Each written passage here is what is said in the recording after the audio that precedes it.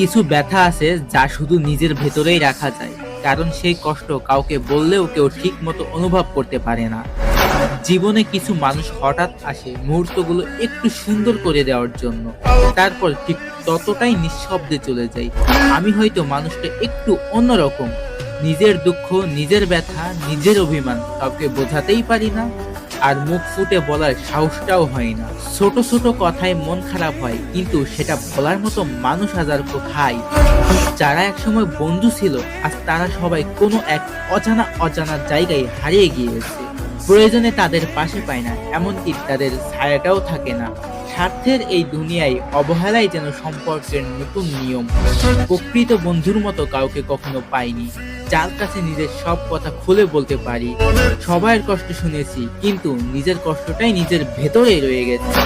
আমি যেরকম একজন মানুষ চেয়েছি, জীবনে ঠিক তার উল্টোটাই পেয়েছি। তবুও কারো প্রতি অভিযোগ নেই আমার, কারণ রাগ, জিদ, অভিমান সব সময় আমাকেই ভেঙে দিয়েছে, আমাকেই দূরে সরিয়ে রেখেছে। অনেক মানুষের ভিড়ে আমি কখনো ভিড় চাইনি, আমি শুধু একজন মানুষ চেয়েছিলাম, যাকে বন্ধুও বলা যায়, আবার ভালোবাসাও বলা যায়, এমন কেউ। কিন্তু দিন শেষে দেখলাম সেই মানুষটাকেও পেলাম না। যাদের একটু আপন ভেবেছি, তারা একদিন কষ্ট দিয়ে চলে গেছে। হয়তো তাদের কোনো দোষ নেই। অনেক মানুষের এই পৃথিবীতে আমি মানুষটাকে কি আর খুঁজে পাওয়া যায়?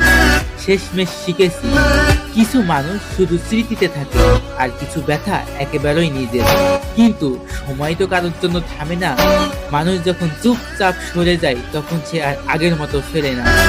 বুঝবে ঠিকই, খুঁজবে ঠিকই, কিন্তু আমি আর ফিরবো না।